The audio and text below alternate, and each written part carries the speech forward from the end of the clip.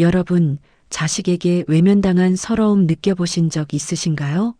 새벽마다 멸치 팔아 대학까지 보낸 아들이 동료들 앞에서 어머니를 남처럼 외면했습니다.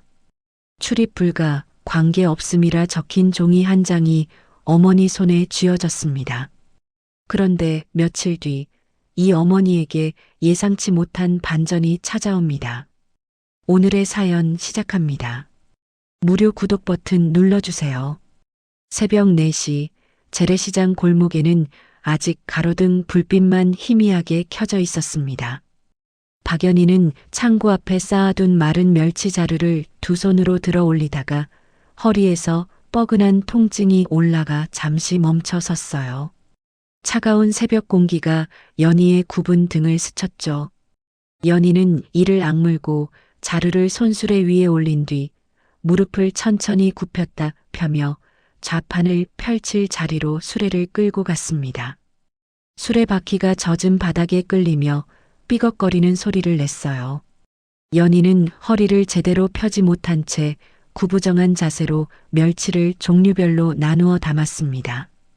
잔멸치는 왼쪽에, 중멸치는 가운데에, 큰 멸치는 오른쪽에 가지런히 놓았죠. 나물 몇 가지를 그 옆에 펼쳐놓고 나서야 연희는 작은 의자에 걸터 앉아 숨을 돌렸어요. 동이 트자 시장에 사람들이 하나둘 모여들기 시작했습니다. 연희는 지나가는 손님들을 향해 목소리를 높였어요. 싱싱한 멸치 있어요, 멸치. 나물도 있어요. 말 한마디 할 때마다 허리를 손으로 받쳐야 했습니다. 손님 한 명이 멸치 앞에 멈춰 서서 이것저것 살피다가 한 봉지를 집어들었죠. 연희는 얼른 일어나 저울에 멸치를 올렸어요. 무릎에서 뚝 소리가 났지만 연희는 표정을 바꾸지 않았습니다. 손님에게 멸치 봉지를 건네며 연희는 허리를 꾸벅 숙여 인사했어요. 손님이 떠나고 나자 연희는 다시 의자에 앉아 무릎을 주물렀죠. 오전 장사를 마친 연희는 좌판 한쪽에 앉아 가방 속을 뒤적였습니다. 낡은 청가방 안에서 보자기에 쌓인 물건이 손에 잡혔어요. 연희는 보자기를 조심스럽게 꺼냈습니다. 오래전 만들어둔 반찬통 몇 개와 접어둔 손편지가 보자기에 쌓여 있었죠. 연희는 보자기 매듭을 풀어 반찬통 뚜껑을 하나씩 열어보았습니다. 도연이가 어릴 때 좋아하던 멸치볶음, 깻잎장아찌, 콩자반이 담겨 있었어요. 연희는 반찬 상태를 확인한 뒤 뚜껑을 다시 닫고 꼼꼼하게 보자기로 쌌습니다. 손편지도 꺼내 한번 펼쳐보았죠. 글씨가 삐뚤빼뚤했지만 한 글자 한 글자 정성껏 쓴 흔적이 남아 있었어요. 연희는 주머니에서 구겨진 쪽지 한 장을 꺼냈습니다. 몇 번이나 접었다 폈는지 쪽지 모서리가 해져 있었어요. 연희는 쪽지에 적힌 글씨를 천천히 읽었죠. 아들 도연의 회사 주소가 적혀 있었습니다. 연희는 쪽지를 가방에 넣고 좌판 정리를 서둘렀어요. 옆 좌판 상인 김 씨가 연희를 바라보았습니다. 연희 씨, 오늘 어디 가요? 연희는 손을 내저으며 대답했어요. 아들 회사에 좀 다녀오려고요. 반찬 좀 갖다 주게. 김 씨는 고개를 끄덕이며 연희의 좌판을 봐주겠다고 했습니다. 연희는 고맙다며 시장 입구로 향했죠. 버스 정류장에서 연희는 한참을 기다렸습니다. 버스가 도착하자 연희는 손잡이를 잡고 천천히 계단을 올랐어요. 다리에 힘이 들어가지 않아 한 계단 오르는데도 시간이 걸렸죠. 버스 안에서 연희는 창가 자리에 앉아 창밖을 바라보았습니다. 손으로 무릎을 주무르며 지나가는 거리를 바라보았어요. 건물들이 점점 높아지고 사람들 옷차림이 달라졌습니다. 버스가 도심 한복판에 멈추자 연희는 천천히 일어나 뒷문으로 내렸어요. 높은 건물들 사이로 아들이 다닌다던 회사 빌딩이 보였습니다. 유리로 된 건물 외벽에 햇빛이 반사되어 눈이 부셨죠. 연희는 빌딩 앞에서 한참을 서 있었어요. 양복을 입은 사람들이 빠른 걸음으로 빌딩을 드나들었습니다. 연희는 자신의 낡은 옷을 내려다보았죠. 시장에서 입던 그대로였어요. 연희는 손으로 옷을 털고 머리카락을 매만졌습니다. 가방 끈을 두 손으로 꼭 쥐고 로비 안으로 들어섰죠. 로비는 넓고 깨끗했습니다. 대리석 바닥에 연희의 낡은 운동화 소리가 울렸어요. 연희는 주위를 두리번거리며 아들을 찾았죠. 로비 한쪽에서 도연이 동료들과 함께 걸어 나왔습니다. 깔끔한 양복을 입고 서류 가방을 든 도연은 동료들과 무언가 이야기를 나누며 웃고 있었어요. 연희는 도연을 알아보고 얼굴에 환한 미소가 번졌습니다. 손을 들어 크게 흔들었죠. 도연아. 연희의 목소리가 로비에 울렸습니다. 주변 사람들이 연희 쪽을 돌아보았어요. 도연도 어머니 쪽을 힐끗 보았죠. 도연의 얼굴이 굳어졌습니다. 동료들이 누구냐고 묻는 것 같았어요. 도연은 고개를 저으며 모른다는 듯이 대답했습니다. 동료들이 웃으며 이야기를 계속 나누는 사이 도연은 슬쩍 뒤로 빠져 안내 데스크로 다가갔죠. 도연은 목소리를 낮추어 안내 직원에게 말했습니다. 저기 서 계신 분, 저랑 관계없는 분이에요. 출입 안 되게 해주세요. 안내 직원은 도연을 올려다보았습니다. 도연은 눈을 피하며 다시 한번 부탁했어요. 빨리요. 안내 직원은 고개를 끄덕이고 연희에게 다가갔습니다. 연희는 여전히 도연이 있던 자리를 바라보고 있었죠. 직원이 연희 앞에 섰어요. 손님, 죄송합니다만 신원 확인이 필요합니다. 연희는 당황하며 대답했습니다. 저기 제 아들이 있어요. 박도연이요. 저 아들 만나러 왔어요. 직원은 난처한 표정을 지었어요. 잠시 뒤 직원은 작은 종이 한 장을 연희에게 건넸습니다. 종이에는 출입 불가, 관계 없음이라는 글씨가 적혀 있었죠. 연희는 종이를 받아들고 글씨를 읽었습니다. 연희의 손이 미세하게 떨렸어요. 연희는 고개를 들어 도연이 있던 자리를 다시 바라보았죠. 도연은 이미 동료들과 함께 엘리베이터를 타고 사라진 뒤였습니다. 연희는 아무 말 없이 천천히 뒤로 물러나 로비를 빠져나왔어요. 빌딩 밖 벤치에 연희는 털썩 주저앉았습니다.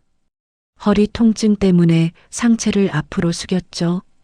손에 쥔 종이를 내려다보았어요. 출입 불가, 관계 없음이라는 글씨가 눈에 박혔습니다. 연희는 가방 속 보자기를 꺼냈어요.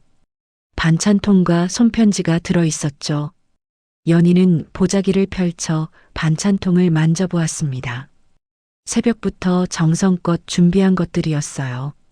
연희는 손편지를 꺼내 한참을 바라보다가 다시 보자기에 조심스럽게 쌌습니다.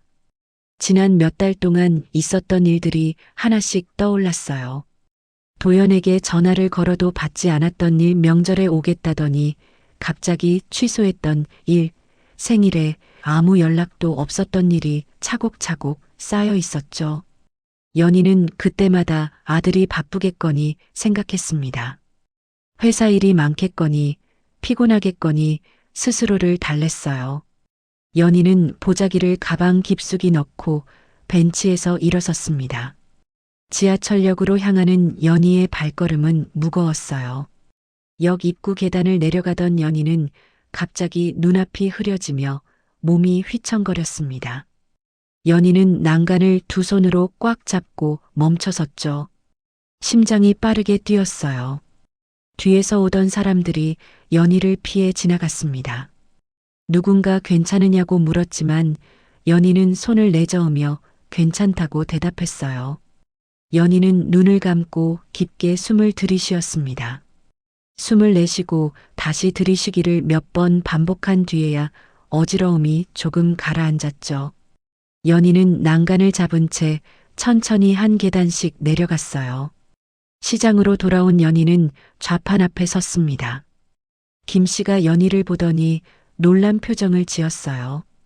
어머, 연희 씨 얼굴이 왜 그래요? 무슨 일 있었어요? 연희는 고개를 저으며 대답했습니다.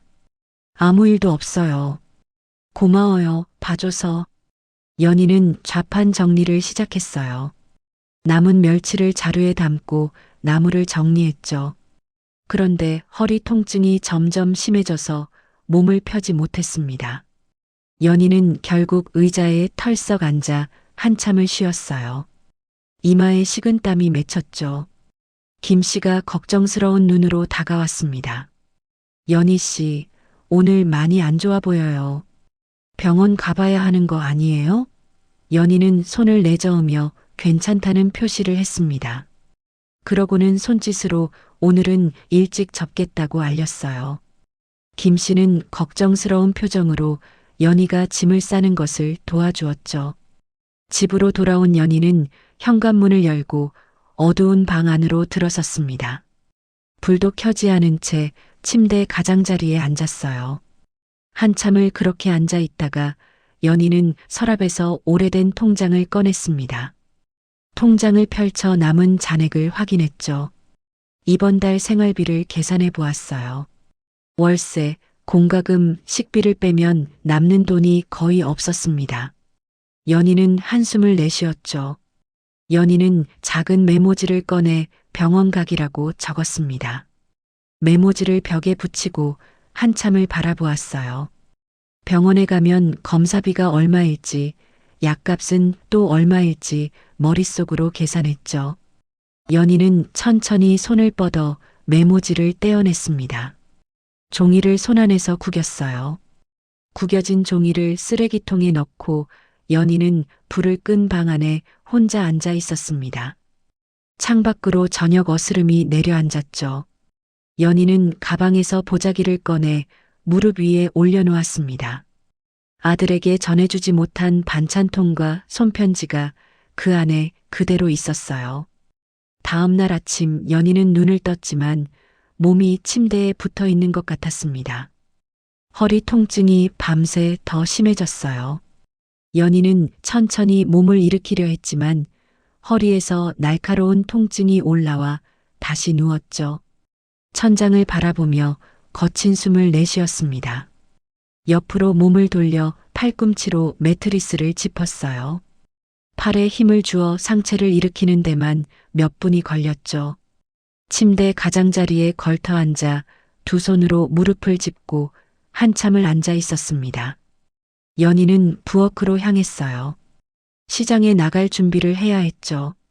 찬장에서 도시락통을 꺼내려고 머리를 숙이는 순간 숨이 턱 막혔습니다. 연희는 가슴을 움켜쥐고 주방 의자에 털썩 주저앉았어요. 물을 한 모금 마시고 나서야 숨이 조금 가라앉았죠. 이런 증상이 몇 달째 계속되고 있었습니다. 조금만 움직여도 숨이 차고 가슴이 답답했어요. 식탁 한쪽에 병원 진료비 전단지가 놓여 있었죠. 연희는 전단지를 집어들었다가 손바닥으로 꾹 눌러 구긴 뒤 쓰레기통에 넣었습니다. 시장에 도착한 연희는 좌판을 펼쳤어요. 손님 한 명이 멸치 앞에 멈춰서서 이것저것 살폈습니다. 연희는 얼른 일어나 손님에게 다가갔어요. 그런데 갑자기 숨이 거칠어지며 눈앞이 흐려졌죠. 연희는 숨을 크게 들이쉬며 의자에 주저앉았습니다. 괜찮아요. 잠깐만요. 옆 좌판 김 씨가 달려왔어요. 연희 씨, 얼굴이 하얘요. 오늘 쉬어요. 연희는 괜찮다는 손짓만 남기고 좌판을 반 정도 접었습니다. 남은 물건을 손수레에 싣고 시장을 나서는데 다리가 후들거렸어요. 집에 돌아온 연희는 방 한쪽 벽에 걸린 낡은 달력을 바라보았습니다.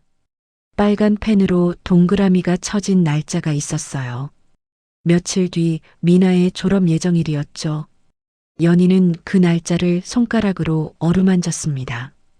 30살도 안 된 나이에 남편이 교통사고로 세상을 떠났어요. 도연이가 6살, 미나가 4살이었죠. 장례를 치르고 나니 수중에 남은 돈이 없었습니다. 연희는 다음 날 새벽부터 시장에 나갔어요. 좌판을 펴고 목이 쉬도록 물건을 팔았죠. 아이들은 시장 구석 골판지 위에서 잠들기 일쑤였습니다. 겨울에는 아이들 손이 꽁꽁 얼었어요. 연희는 자기 장갑을 벗어 아이들 손에 끼워주고 맨손으로 멸치를 다듬었죠. 도연이가 초등학교에 들어갈 때 학용품 살 돈이 없어서 연희는 사흘을 굶었습니다. 아이들 밥상에는 반찬을 가득 올려놓고 자신은 물로 배를 채웠어요. 미나가 중학교 교복을 맞출 때도 그랬죠. 연희는 한 끼도 거르지 않고 아이들을 먹였습니다. 그렇게 이를 악물고 버텼어요. 도연이는 대학을 졸업하고 좋은 회사에 들어갔습니다. 연희는 그날 시장 바닥에 주저앉아 울었어요. 드디어 고생 끝이라고 생각했죠. 그런데 도연이는 취직하고 나서 점점 연락이 뜸해졌습니다. 명절에 오겠다고 해놓고 매번 취소했어요. 전화를 걸어도 받지 않았죠. 그러다 어제 회사 로비에서 남처럼 외면당했습니다. 연희는 가슴에 손을 얹었어요. 어제 받았던 그 종이가 아직도 눈앞에 어른거렸죠. 출입 불가, 관계 없음이라는 글씨가요. 연희는 달력에서 눈을 떼고 한숨을 내쉬었습니다. 미나가 졸업식에 부모 명단을 제출해야 한다고 했던 말이 떠올랐어요. 연희는 자신의 굽은 허리와 낡은 옷차림을 내려다보았죠.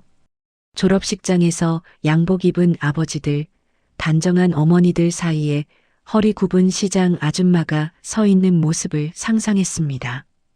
도연이처럼 미나도 자신을 부끄러워하면 어쩌나 싶었어요. 차라리 가지 않는 게 나을 것 같았죠. 그 시각 도연은 회사에서 프레젠테이션 준비를 하고 있었습니다. 메일 알림이 떴어요. 팀장이 보낸 메일이었죠. 가족 관련 인터뷰 요청이 들어올 수 있으니 긍정적으로 검토하세요. 도연의 얼굴이 굳어졌습니다.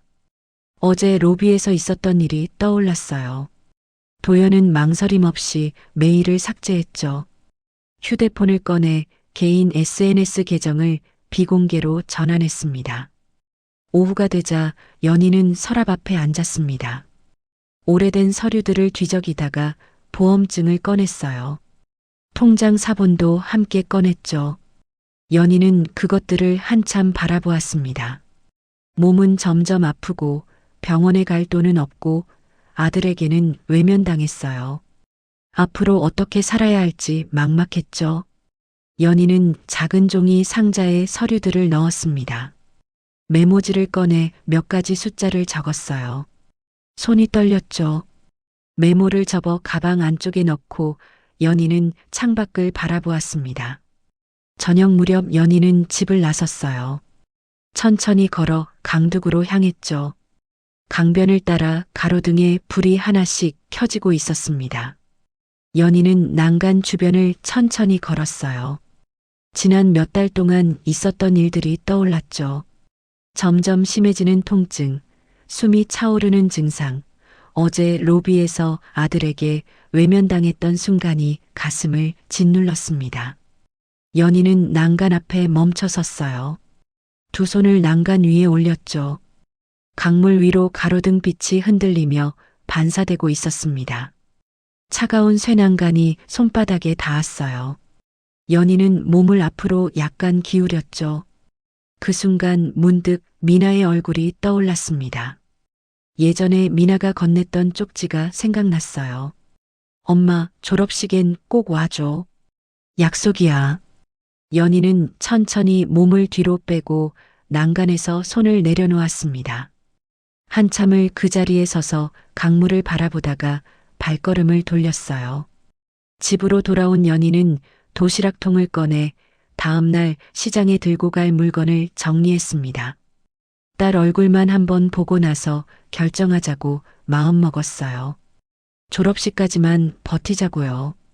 다음 날 연희는 식탁에 앉아 낡은 안내 책자를 펼쳤습니다. 졸업식 장소까지 가는 지하철과 버스 노선이 적혀 있었어요. 연희는 손가락으로 노선을 따라가며 갈아타는 곳을 확인했죠. 몇 번이나 처음부터 다시 따라갔습니다. 환승역 이름을 입술로 중얼거리며 종이에 적었어요. 버스 번호도 적었죠. 연희는 적어둔 메모를 가방에 넣고 창밖을 바라보았습니다. 치과대학 실습실에서는 미나가 마지막 실습 종료 보고서를 제출하고 있었어요. 지도교수 한유정이 학생들 앞에 서서 졸업 연설 준비 상황을 확인했죠. 졸업식 연설은 수석 졸업자가 맡습니다. 한유정 교수는 명단을 훑어보다가 미나 이름 옆에 체크 표시를 했습니다. 미나가 고개를 숙였어요. 교수님, 저는 연설은 좀.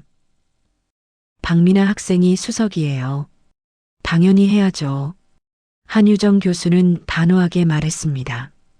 미나는 더 이상 거절하지 못하고 고개를 끄덕였어요. 시장에서 연희는 좌판을 펴고 손님을 기다리고 있었습니다. 옆 좌판 김 씨가 다가왔어요. 연희 씨, 미나가 수석 졸업한다며? 연희는 멸치를 다듬던 손을 멈추었습니다. 뭐라고요? 어제 우리 애가 그러더라고. 치과대학에서 수석 졸업하는 학생이 박미나라고. 연희 씨 딸 맞지? 연희는 멍하니 김 씨를 바라보았어요. 처음 듣는 이야기였죠. 미나가 수석이라니. 연희는 가슴이 벅차올랐습니다. 눈시울이 뜨거워졌어요. 연희는 고개를 돌려 눈가를 손등으로 훔쳤죠. 그래요? 그 애가 나한테는 말도 안 하고. 김 씨는 웃으며 연희의 어깨를 두드렸습니다. 자식이 다 그렇지 뭐. 축하해요, 연희 씨. 집에 돌아온 연희는 옷장 앞에 섰습니다.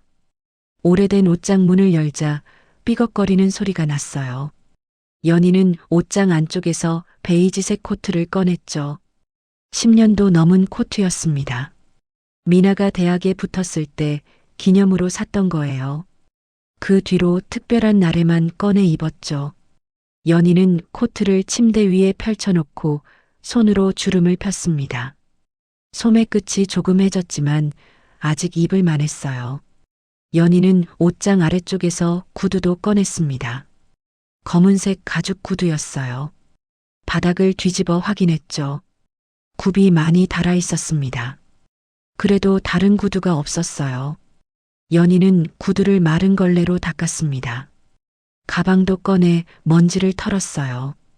코트와 구두와 가방을 나란히 놓고 연희는 한참을 바라보았습니다. 졸업식장에 들어가야 하나 말아야 하나 고민이 되었어요. 도연이 일이 떠올랐죠. 로비에서 모른 척했던 아들의 얼굴이요. 미나도 그럴까 두려웠습니다. 연희는 교문 밖에서만 멀찍이 보고 돌아가기로 마음먹었어요. 서랍에서 지갑을 꺼내 교통비를 확인했죠. 왕복 버스비와 지하철비가 빠듯하게 있었습니다. 그 시각 도연은 회사에서 일정표를 확인하고 있었어요.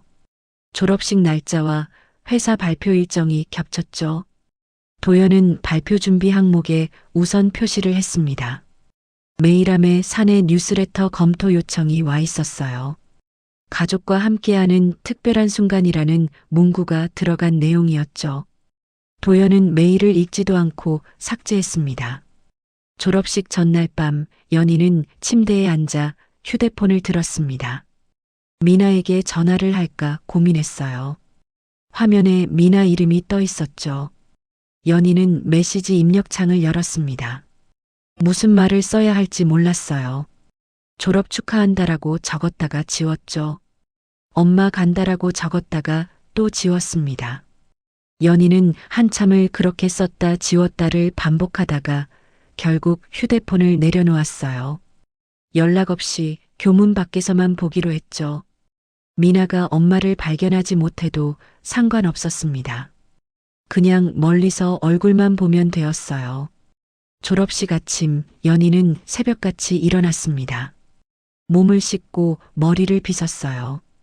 거울 앞에 서서 머리카락을 단정하게 정리했죠.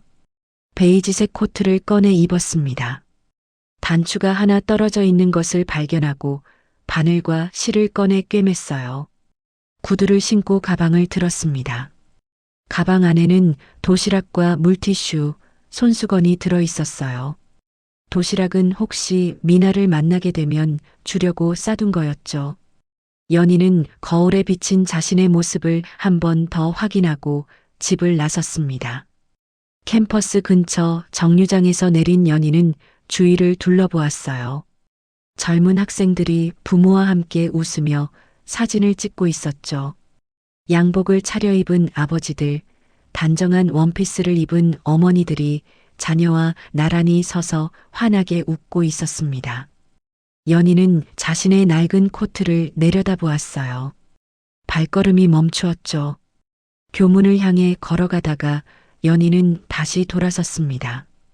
길가 벤치에 앉아 동선을 살폈어요. 교문 근처에는 졸업식장 안내 플래카드가 걸려 있었습니다. 연희는 벤치에서 일어나 멀찍이 교문 쪽으로 이동했어요. 사람들이 몰릴 때 딸을 볼 수 있는 자리를 찾았죠. 화단역 구석진 곳에 서서 교문을 바라보았습니다. 졸업 가운을 입은 학생들이 하나둘 교문을 지나갔어요. 연희는 그 중에서 미나를 찾았죠. 캠퍼스 안쪽 실습동에서 미나는 마지막 점검을 마치고 밖으로 나왔습니다. 졸업 가운을 입고 교문 쪽으로 걸어가다가 문득 버스 정류장 근처에서 낯익은 모습이 눈에 들어왔어요. 굽은 허리, 느린 걸음걸이, 베이지색 코트. 미나는 발걸음을 멈추었죠. 정류장 뒤쪽에서 코트 깃을 여미는 모습이 보였습니다. 틀림없이 어머니였어요. 미나는 가슴이 철렁 내려앉았습니다. 왜 저기 서 계시는 걸까요? 왜 연락도 없이 오신 걸까요? 미나는 졸업가운 자락을 움켜쥐고 언덕을 내려가기 시작했어요. 걸음이 점점 빨라졌죠. 어머니를 향해 뛰다시피 걸어갔습니다. 미나는 언덕을 내려와 정류장 앞에 섰습니다. 연희가 화단 옆에 서서 교문 쪽을 바라보고 있었어요. 미나는 손에 들고 있던 서류 봉투를 옆 벤치에 올려두고 연희 앞으로 다가갔죠. 어머니의 모습을 머리부터 발끝까지 훑어보았습니다. 굽은 허리, 낡은 베이지색 코트, 다른 구두. 어머니의 손이 미세하게 떨리고 있었어요. 엄마. 연희는 깜짝 놀라 고개를 돌렸습니다. 미나가 졸업 가운을 입고 서 있었어요. 연희는 당황해서 한 발짝 뒤로 물러났죠. 미나야, 너 어떡해? 엄마 왜 여기 서 있어? 왜 연락 안 하고 왔어? 미나의 목소리가 떨렸습니다. 연희는 고개를 숙였어요. 그냥 멀리서 얼굴만 보려고 왔어. 너 바쁠 텐데 방해하면 안 되니까. 미나는 아무 말 없이 연희의 가방을 들어 올렸습니다. 그리고 연희의 팔을 부드럽게 잡았어요. 가자, 엄마. 안에 들어가야지. 아니야, 나는 여기서. 엄마. 미나가 단호하게 말했습니다. 연희는 더 이상 거절하지 못했어요. 미나는 연희를 부축하며 졸업식장 방향으로 천천히 걸음을 옮겼죠. 사람들이 많았습니다. 미나는 연희가 다른 사람들과 어깨가 부딪히지 않도록 양옆을 자연스럽게 비켜냈어요. 어머니를 위해 길을 만들었죠. 식장 로비 앞에 도착하자 연희는 발걸음을 멈추었습니다. 안에서 웅성거리는 소리가 들렸어요. 양복을 입은 사람들, 화려한 옷을 입은 부모들이 보였죠. 연희는 자신의 낡은 코트를 내려다보았습니다. 미나야, 나는 여기서 기다릴게. 너 들어가. 미나는 고개를 저었어요. 내부 위치 안내 표지판을 확인하더니 연희의 손을 잡았습니다. 엄마, 이쪽으로 와. 무대 가까운 데 앉아야 잘 보여. 미나는 연희를 이끌고 통로를 따라 걸었어요. 무대와 가까운 일반석 통로 쪽 자리에 연희를 앉혔죠. 연희는 어리둥절한 표정으로 주위를 둘러보았습니다. 미나야, 나 여기 앉아도 돼? 당연하지. 엄마 자린데. 미나는 연희의 어깨를 가볍게 쓸어주고 대기실 쪽으로 향했습니다.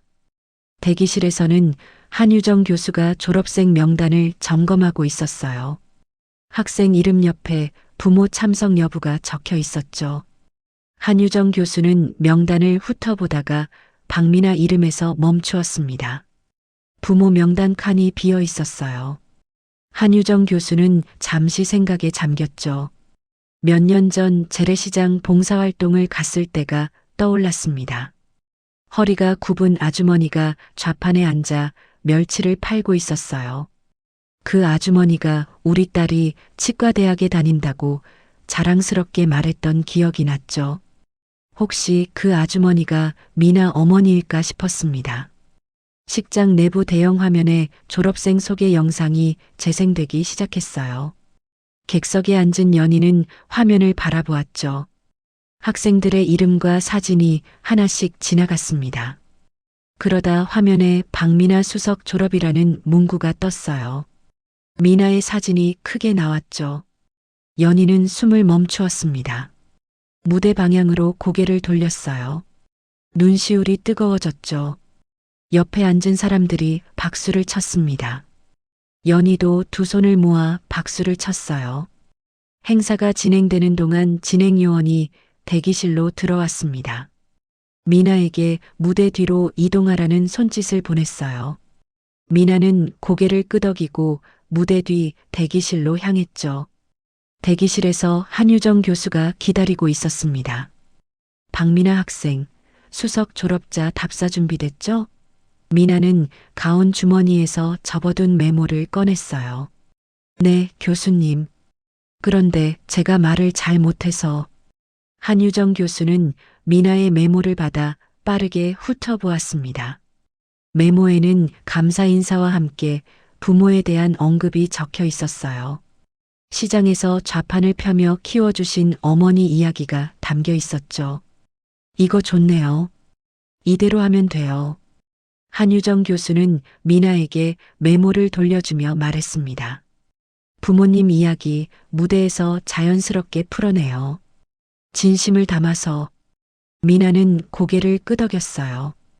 객석에서 연희는 가만히 앉아 무대를 바라보고 있었습니다. 행사가 진행되는 동안 연희는 통로 쪽으로 조금씩 이동했어요. 무대 바로 아래까지 다가갔죠. 미나가 무대 뒤에서 나오는 모습이 보였습니다. 연희는 다른 사람들 흐름에 방해가 되지 않도록 뒤에 서서 조용히 지켜보았어요. 연단 앞에 미나가 섰습니다. 미나는 메모를 접어가온 주머니에 넣었어요. 무대 스크린이 켜지는 타이밍에 맞춰 마이크 앞에 손을 올렸죠. 미나의 손이 살짝 떨렸습니다. 객석을 바라보았어요. 수백 명의 사람들이 앉아 있었죠. 그 중에 어머니가 있었습니다. 통로 끝에 서서 무대를 바라보고 있는 베이지색 코트가 보였어요. 무대 조명이 환하게 켜졌습니다. 사회자가 마이크를 들고 말했어요. 이번에는 수석 졸업자 박미나 학생의 답사가 있겠습니다. 객석에서 박수가 터져 나왔습니다. 연희는 통로 끝에서 몸을 가만히 세웠어요. 대형 스크린에 미나의 뒷모습이 비쳤죠. 졸업 가운을 입은 딸이 연단에 서 있었습니다. 연희는 두 손을 가슴 앞에 모으고 딸을 바라보았어요. 심장이 빠르게 뛰었죠. 미나가 마이크를 잡고 입을 열었습니다. 미나는 마이크 앞에 서서 객석을 바라보았습니다. 수백 명의 시선이 자신에게 쏠려 있었어요. 미나는 깊게 숨을 들이쉬고 입을 열었죠. 저는 시장에서 자랐습니다. 객석이 조용해졌어요. 미나는 천천히 말을 이어갔습니다. 새벽 4시면 어머니는 집을 나서셨어요. 저는 어머니 등에 업혀서 시장에 갔습니다. 좌판역 골판지 위에서 잠을 자고 멸치 비린내를 맡으며 눈을 떴어요. 그게 제 어린 시절이었습니다. 무대 뒤 스크린이 바뀌었어요. 재래시장 사진이 나타났죠. 좌판에 멸치가 쌓여 있고 허리 굽은 여인이 손님에게 물건을 건네는 모습이었습니다. 객석에서 웅성거리는 소리가 났어요. 어머니는 허리가 아파서 제대로 펴지 못하셨어요. 무릎도 안 좋으셨죠. 그런데도 매일 새벽부터 밤까지 좌판을 지키셨습니다. 저와 오빠를 먹이고 입히고 가르치기 위해서요. 미나의 목소리가 떨렸습니다. 객석 통로 끝에 서 있는 연희는 스크린을 바라보았어요. 저 사진을 미나가 언제 찍어둔 걸까요? 연희는 자신이 말한 적 없는 장면들이 화면에 나타나는 것을 보며 가슴이 먹먹해졌죠. 초등학교 때 학용품을 사달라고 했더니 어머니가 사흘을 굶으셨어요. 저는 나중에야 그 사실을 알았습니다.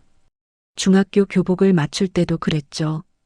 어머니는 항상 우리 밥상에는 반찬을 가득 올려놓고 당신은 물로 배를 채우셨어요.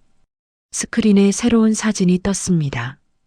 어린 미나가 시장 좌판 옆에서 책을 읽고 있는 모습이었어요. 그 옆에 연희가 멸치를 다듬고 있었죠. 연희는 저 사진을 기억하지 못했습니다. 미나가 언제 이런 것들을 모아두었는지 알 수 없었어요. 제가 치과대학에 합격했을 때 어머니는 시장 바닥에 주저앉아 우셨습니다. 평생 멸치 팔아서 딸을 의사로 만들 수 있다는 게 믿기지 않는다고 하셨어요. 저는 그날 어머니 손을 잡고 울었습니다. 이 손으로 저를 키워주셨구나. 이 거칠고 갈라진 손으로요. 미나는 잠시 말을 멈추었어요. 눈가를 손등으로 훔쳤죠. 객석 여기저기서 훌쩍이는 소리가 들렸습니다. 오늘 이 자리에 어머니가 계십니다. 낡은 코트를 입고 다른 구두를 신고 오셨어요. 저는 그 모습이 세상에서 제일 아름답습니다. 어머니, 감사합니다. 사랑합니다. 객석 전체에서 박수가 터져 나왔습니다. 사람들이 일어서서 박수를 쳤어요. 무대 아래에서 학부모들이 미나를 향해 카메라를 들었죠. 연희는 통로 끝에 서서 눈물을 흘리고 있었습니다. 두 손으로 입을 막고 소리 없이 울었어요. 무대 뒤쪽에서 한유정 교수가 스크린을 바라보고 있었습니다. 시장 사진 속 허리 굽은 아주머니를 보며 고개를 끄덕였어요. 몇 년 전 봉사활동에서 만났던 바로 그 아주머니였죠. 딸이 치과대학에 다닌다고 자랑스럽게 말하던 그 어머니가 미나의 어머니였습니다. 박수가 잦아들자 연희는 자리로 돌아가기 위해 천천히 통로를 따라 이동했어요. 주변 사람들이 연희를 바라보았죠. 누군가 연희에게 다가와 말했습니다. 어머니시죠? 딸 정말 훌륭하게 키우셨네요. 연희는 고개만 숙여 인사했어요. 말이 나오지 않았죠. 졸업식이 끝난 뒤 학교 홍보팀 직원이 미나에게 다가왔습니다. 박미나 학생, 부모님과 함께 인터뷰 좀 할 수 있을까요? 학교 홍보 영상에 쓰려고요. 미나는 연희를 바라보았어요. 연희는 손을 내저었죠. 나는 됐어. 너 혼자 해. 엄마, 같이 해. 잠깐이면 돼. 미나가 연희의 손을 잡았습니다. 연희는 어쩔 수 없이 카메라 앞에 섰어요. 가방을 두 손으로 꼭 잡고 있었죠. 홍보팀 직원이 질문을 던졌습니다. 어머니, 시장에서 장사하시면서 자녀분들 키우셨다고 들었는데요. 어떠셨어요? 연희는 머뭇거렸어요. 카메라가 부담스러웠죠. 그냥 먹고 살려고 했어요. 애들 굶기면 안 되니까요. 힘드셨을 텐데 어떻게 버티셨어요? 연희는 미나를 바라보았습니다. 이 애가 공부를 잘했어요. 그러니까 더 열심히 해야겠다 싶었죠. 이 애 덕분에 버텼어요. 미나가 연희의 손을 잡았어요. 연희의 눈가에 다시 눈물이 맺혔죠. 며칠 뒤 인터뷰 영상이 대학 공식 채널에 업로드되었습니다. 영상 제목은 멸치 파는 어머니와 수석 졸업생이었어요. 조회수가 빠르게 올라갔죠. 지역 방송사에서도 해당 장면을 짧은 클립으로 송출했습니다. 뉴스에서 시장 좌판에서 일어난 기적이라는 제목으로 소개했어요. 댓글이 수천 개 달렸죠. 사람들은 연희의 희생과 미나의 효심에 감동받았다고 썼습니다. 도연은 회사 회의실로 이동하던 중이었어요. 동료 직원이 휴대폰을 보여주며 말했죠. 야, 이거 봐. 시장에서 멸치 파는 어머니가 딸을 치과의사로 키웠대. 감동적이다. 도연은 무심코 화면을 바라보았습니다. 영상 속에 낯익은 얼굴이 보였어요. 어머니였죠. 그리고 미나. 도연은 얼굴이 굳어졌습니다. 동료가 고개를 갸웃거렸어요. 왜 그래? 무슨 일 있어? 도연은 고개를 저으며 화면을 껐습니다. 아니, 아무것도 아니야. 도연은 빠른 걸음으로 회의실을 빠져나왔어요. 화장실로 들어가 세면대에 두 손을 짚었죠. 거울에 비친 자신의 얼굴을 바라보았습니다. 며칠 전 회사 로비에서 어머니를 모른 척했던 일이 떠올랐어요. 영상이 확산되면서 온라인 게시판에 글이 올라오기 시작했습니다. 누군가 도연의 학교와 거주지 정보를 올렸어요. 수석 졸업생 오빠는 왜 졸업식에 안 왔을까라는 제목의 글이 퍼졌죠. 댓글에는 도연을 비난하는 내용이 가득했습니다. 회사 홍보팀은 외부 언론에서 도연 신원 확인 요청을 받았다는 보고서를 인사위원회에 제출했어요. 회의실에서 팀장이 도연을 불렀죠. 박도연 대리, 이 영상 속 가족이 맞아? 도연은 고개를 숙였습니다. 네, 맞습니다. 팀장은 한숨을 내쉬었어요. 외부 이미지 관리 차원에서 대응 전략을 세워야 할 것 같아. 일단 상황을 지켜보자고. 그날 저녁 미나와 연희는 캠퍼스 근처 작은 식당에 앉아 있었습니다. 미나가 연희 앞에 밥그릇을 놓았어요. 엄마 많이 먹어. 오늘 고생했잖아. 연희는 미나를 바라보며 미소 지었습니다. 네가 고생했지. 연설하느라 얼마나 떨렸어. 엄마 보니까 안 떨리더라. 미나가 웃었어요. 연희도 따라 웃었죠. 오랜만에 마음이 따뜻해지는 저녁이었습니다. 집에 돌아온 연희는 책상 앞에 앉았어요. 시장 장부를 꺼내 새 일정을 적었죠. 몸 상태를 고려해서 출근 일수를 줄이기로 했습니다. 연필로 날짜를 하나씩 표시하며 연희는 창밖을 바라보았어요. 오늘 미나가 무대에서 했던 말이 아직도 귓가에 맴돌았죠. 어머니 감사합니다. 사랑합니다. 연희는 장부를 덮고 조용히 눈을 감았습니다. 졸업식 영상이 퍼지고 며칠이 지났습니다. 도연은 회사에서 이상한 시선을 느꼈어요. 동료들이 자신을 보며 수군거리는 것 같았죠. 회사 내부 익명 게시판에 글이 올라왔습니다. 우리 회사에 그 수석 졸업생 오빠가 있다던데라는 제목이었어요. 댓글이 빠르게 달렸죠. 마케팅팀 박대리 아니야? 졸업식에 왜 안 갔대? 어머니 시장에서 멸치 파신다며. 도연은 화면을 보다가 휴대폰을 책상 위에 내려놓았습니다. 사내 단톡방에도 영상 링크가 공유되었어요. 동료 직원이 도연에게 다가왔죠. 도연아, 이 영상 속 사람들 내 가족 맞아? 도연은 고개를 돌렸습니다. 그게 왜? 아니, 그냥 궁금해서. 어머니 대단하시다. 시장에서 혼자 애들 키우셨다며. 도연은 아무 대답도 하지 않았어요. 자리에서 일어나 화장실로 향했죠. 거울 앞에 서서 세수를 했습니다. 차가운 물이 얼굴을 적셨어요. 며칠 전 로비에서 어머니를 외면했던 장면이 자꾸 떠올랐죠. 오후에 인사팀에서 연락이 왔습니다. 도연은 회의실로 불려갔어요. 인사팀장이 테이블 건너편에 앉아 있었죠. 박도연 대리, 요즘 온라인에서 자네 이야기가 많이 나오고 있어. 도연은 고개를 숙였습니다. 죄송합니다. 사과할 일은 아니야. 다만 회사 명의로 대외 인터뷰가 나갈 때 가족 정보가 활용될 수 있어서 말이야. 당분간 외부 활동은 자제해주게. 인사팀장은 서류 한 장을 건넸어요. 이미지 관리 지침이 적혀 있었죠. 도연은 서류를 받아들고 회의실을 나왔습니다. 같은 시각 연희는 시장에서 좌판을 펴고 있었어요. 멸치 자루를 손수레에서 내리다가 갑자기 숨이 막혔죠. 가슴을 움켜쥐고 의자에 털썩 주저앉았습니다.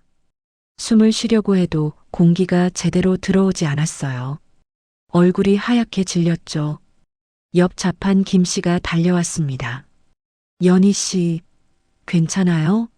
연희는 손을 내저으며 말했어요. 괜찮아요, 잠깐만.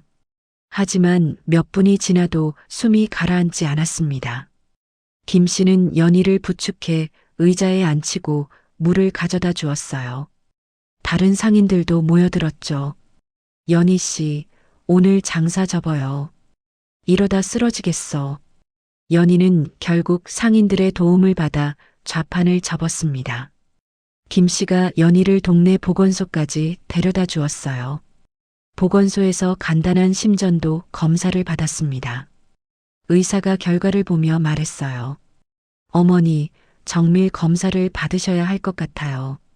큰 병원에 가보세요. 연희는 안내문을 받아들었습니다. 가방에 넣으면서 물었어요. 검사비가 얼마나 들어요? 의사가 대략적인 금액을 말해주었죠. 연희는 입술을 깨물었습니다.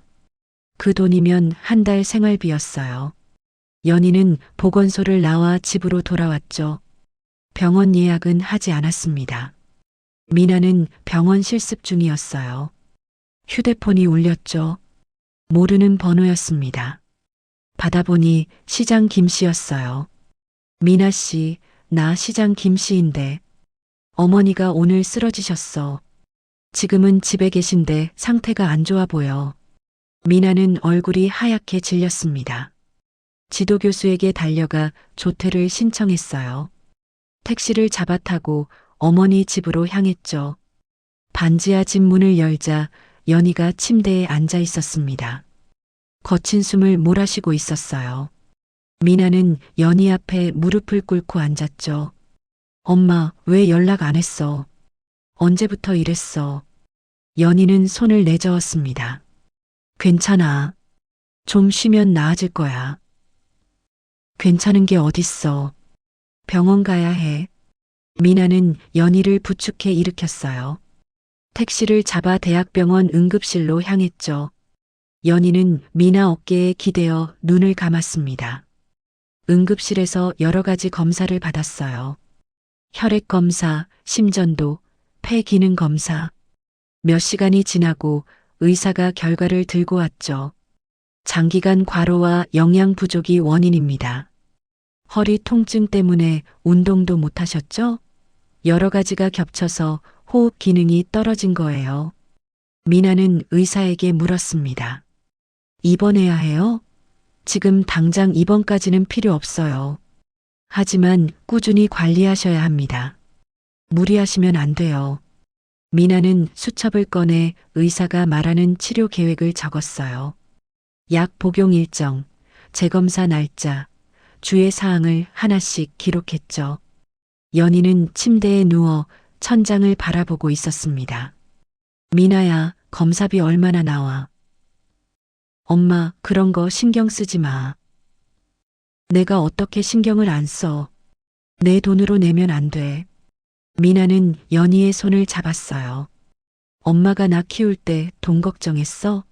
이제 내가 할 차례야. 연희는 아무 말도 하지 못했습니다. 눈가에 눈물이 맺혔어요. 그 시각 회사에서는 인사위원회가 열리고 있었습니다. 도연 관련 온라인 반응과 외부 언론 문의 내용을 검토했어요. 인사팀장이 보고서를 읽었죠. 박도연 대리건은 공식 징계 대상은 아닙니다. 다만 당분간 대외 활동을 제한하고 이미지 관리에 신경 쓰도록 지침을 전달했습니다. 회의가 끝나고 도연은 퇴근했어요. 집에 돌아와 소파에 앉았죠. 휴대폰을 확인하니 미나에게서 메시지가 와 있었습니다. 졸업식 때 찍은 사진 몇 장과 함께 짧은 글이 적혀 있었어요. 오빠, 엄마 오늘 응급실 갔다 왔어. 많이 아프셔. 시간 되면 연락해. 도연은 사진을 하나씩 넘겨보았습니다. 졸업식장에서 어머니와 미나가 나란히 서 있는 사진. 어머니의 낡은 코트와 다른 구두가 보였어요. 그 다음 사진에는 병원 서류가 찍혀 있었죠. 검사 결과와 치료 계획이 적힌 종이였습니다. 도연은 휴대폰을 내려놓고 한참을 앉아 있었어요. 이건 단순한 개인 문제가 아니었죠. 어머니의 건강, 생계, 가족 전체의 문제였습니다. 도연은 두 손으로 얼굴을 감싸고 깊은 한숨을 내쉬었어요. 다음 날 미나는 병원에서 받은 서류들을 가방에 넣고 어머니 집으로 향했습니다. 재진료 날짜, 혈액 검사 일정, 약 처방 계획을 정리해 두었어요. 버스에서 내려 반지하 집 골목으로 들어섰죠. 미나는 휴대폰을 꺼내 연희에게 전화를 걸었습니다. 신호음이 울렸지만 받지 않았어요. 다시 걸어도 마찬가지였죠. 미나는 걸음을 빨리해 집 앞에 도착했습니다. 문을 두드렸어요. 엄마, 나야. 문 열어. 잠시 후 안에서 발소리가 들렸습니다. 연희가 천천히 문을 열었어요. 얼굴이 어제보다 나아 보였지만 아직 헬쑥했죠. 미나는 안으로 들어서며 연희를 살폈습니다. 엄마, 왜 전화 안 받아? 걱정했잖아. 핸드폰이 어디 있는지 몰랐어. 찾다가 네가 왔네. 연희는 침대에서 일어나려고 했어요. 미나는 얼른 다가가 연희의 팔을 잡았죠. 엄마, 가만히 있어. 내가 할게. 미나는 연희를 다시 침대에 앉히고 방 안을 둘러보았습니다. 어제 응급실에서 돌아온 뒤로 정리를 못한 것 같았어요. 미나는 가방에서 서류들을 꺼내 식탁 위에 펼쳤죠. 재진료 날짜와 검사 일정이 적힌 종이, 약 복용 시간표, 주의 사항 목록을 하나씩 놓았습니다. 엄마, 이거 봐. 다음 주에 병원 다시 가야 해. 혈액 검사도 해야 하고. 연희는 식탁 앞으로 다가와 종이들을 바라보았어요. 이거 다 해야 해? 돈이 얼마나 들어?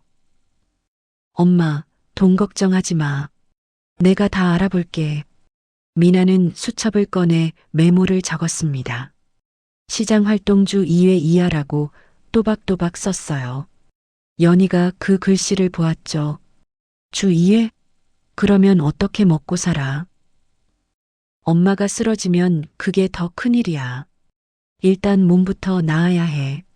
연희는 아무 말도 하지 못했습니다. 미나의 눈을 바라보다가 고개를 끄덕였어요. 그 시각 도연은 시장 근처 골목에 서 있었습니다. 어젯밤 미나에게서 받은 메시지를 보고 잠을 이루지 못했어요. 어머니 얼굴이 자꾸 떠올랐죠. 회사 로비에서 모른 척했던 그날, 어머니 손에 쥐어진 출입불가 종이, 졸업식 영상 속 낡은 코트. 도연은 오전에 반차를 내고 시장으로 왔습니다. 골목 끝에서 익숙한 걸음걸이가 보였어요. 연희가 미나와 함께 걸어오고 있었죠. 연희의 걸음이 느렸습니다. 허리를 제대로 펴지 못한 채 한 발짝씩 옮기고 있었어요. 도연은 가슴이 먹먹해졌죠. 두 사람 앞으로 다가섰습니다. 연희는 도연을 보고 멈추었어요. 도연도 멈추었죠. 두 사람 사이에 침묵이 흘렀습니다. 도연은 입을 열려고 했지만 말이 나오지 않았어요. 연희도 마찬가지였죠.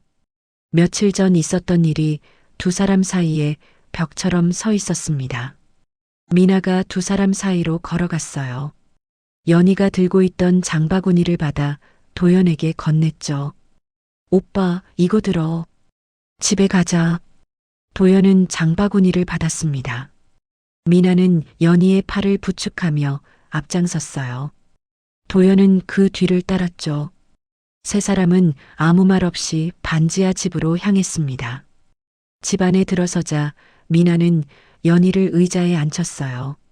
도연은 어색하게 문 앞에 서 있었죠. 미나가 도연에게 말했습니다. 오빠도 앉아. 세 사람이 식탁을 중심으로 마주 앉았어요. 미나는 아까 정리해둔 서류들을 테이블 가운데 놓았죠. 엄마 병원 검사 결과야. 당장 입원할 정도는 아닌데 꾸준히 관리해야 해. 도연은 서류를 집어들었습니다. 검사 수치와 의사 소견이 적혀 있었어요. 도연의 얼굴이 굳어졌죠. 이게 다 뭐야?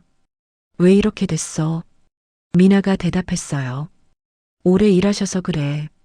제대로 못 드시고 무리하시고 쌓이고 쌓인 거야. 도연은 서류를 내려놓고 연희를 바라보았습니다. 연희는 고개를 숙이고 있었어요. 도연은 입술을 깨물었죠. 어머니, 죄송합니다. 연희는 고개를 들었어요. 도연의 눈가가 붉어져 있었죠. 아니야, 네가 뭘 잘못했어. 제가 잘못했어요. 그동안 연락도 안 드리고 그날 회사에서도. 도연은 말을 잇지 못했습니다. 연희는 손을 뻗어 도연의 손등을 덮었어요. 됐어. 지난 일이야.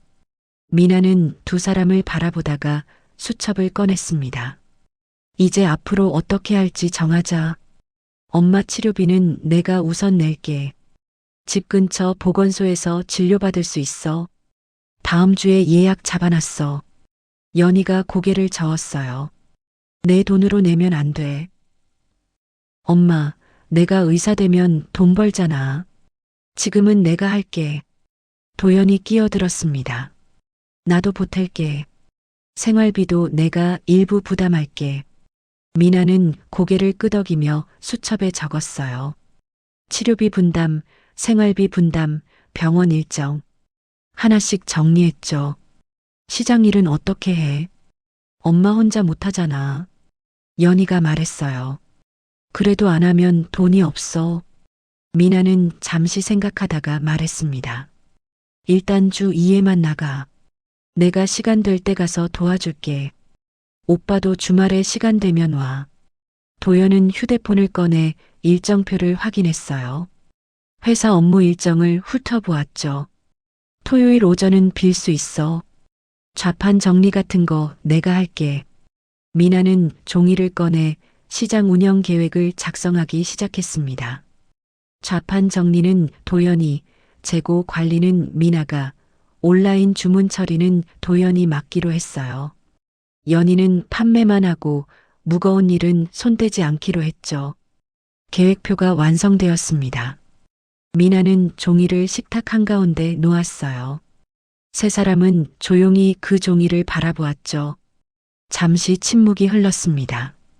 도연은 주머니에서 무언가를 꺼냈어요. 낡은 열쇠였죠. 이 집 열쇠였습니다. 취직하고 나서 한 번도 쓰지 않았던 열쇠예요.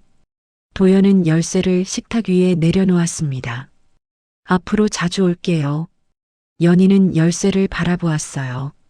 손을 뻗어 열쇠를 집어들었죠. 손가락으로 열쇠를 어루만지며 연희는 조용히 눈물을 흘렸습니다. 미나가 연희의 어깨를 감싸 안았어요.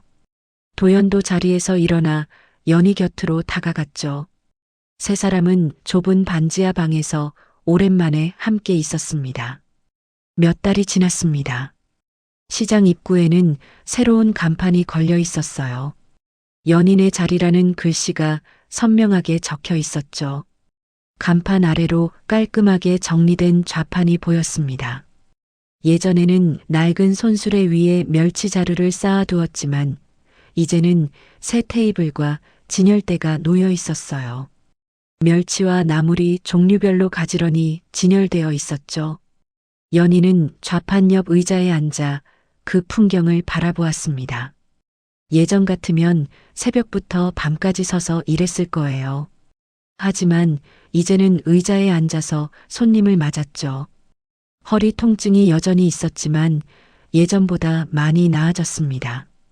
병원에서 처방받은 약을 꾸준히 먹고 무리한 일은 미나와 도연이 대신했어요. 미나는 대학병원에서 인턴십을 시작했습니다.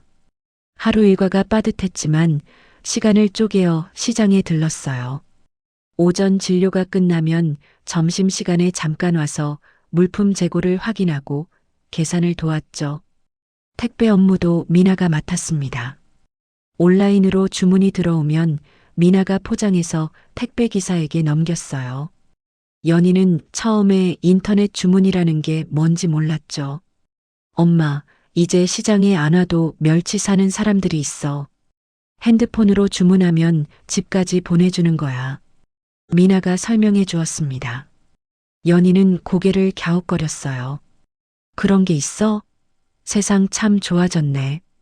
도연은 퇴근 후 시장으로 왔습니다. 양복 차림 그대로 좌판 앞에 섰어요.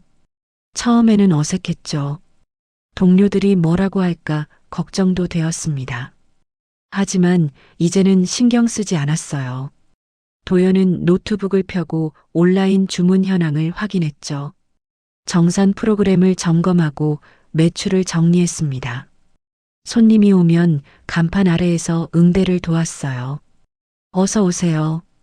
뭐 찾으세요? 도연이 손님에게 인사했습니다. 연희는 그 모습을 보며 미소 지었어요.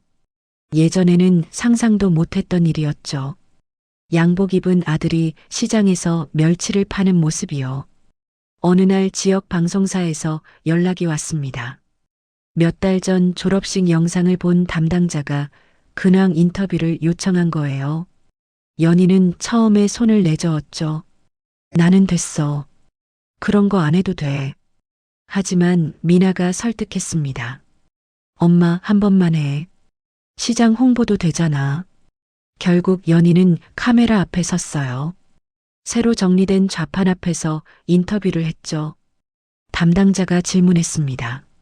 어머니, 요즘 어떠세요? 연희는 좌판을 둘러보며 대답했어요. 많이 좋아졌어요. 애들이 도와줘서 혼자 할 때는 힘들었는데 이제는 괜찮아요. 카메라가 미나와 도연을 비추었습니다. 두 사람이 나란히 서서 멸치를 포장하고 있었어요. 담당자가 물었죠. 자녀분들이 많이 도와주시네요. 연희는 웃으며 대답했습니다. 저 애들이 효자예요. 내가 복 받았죠. 방송이 나간 뒤 시장에 손님이 늘었습니다. 연인의 자리를 찾아오는 사람들이 많아졌어요. 방송에서 봤다며 일부러 찾아오는 손님도 있었죠. 연희는 판매량 변화에 맞춰 장부를 새로 썼습니다. 예전에는 하루에 멸치 서너 자루 팔면 많이 판 거였어요. 이제는 10자루 넘게 나가는 날도 있었죠. 어느 오후 낯익은 얼굴이 시장에 나타났습니다. 한유정 교수였어요. 병원 근처에 볼 일이 있어서 왔다고 했죠. 한유정 교수는 좌판 앞에 서서 연희를 바라보았습니다. 어머니, 많이 좋아지셨네요. 연희는 한유정 교수를 알아보았어요. 졸업식 때 미나 옆에 있던 분이었죠. 교수님, 어서 오세요.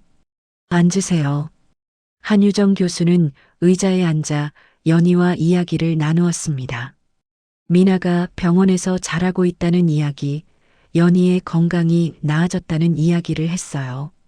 한유정 교수는 연희가 안정된 모습으로 손님을 응대하는 것을 지켜보며 조용히 미소 지었죠. 돌아가면서 멸치 한 봉지를 사갔습니다. 저녁이 되어 시장 문을 닫을 시간이 되었습니다. 연희는 좌판 정리를 시작했어요. 미나와 도연이 함께 도왔죠.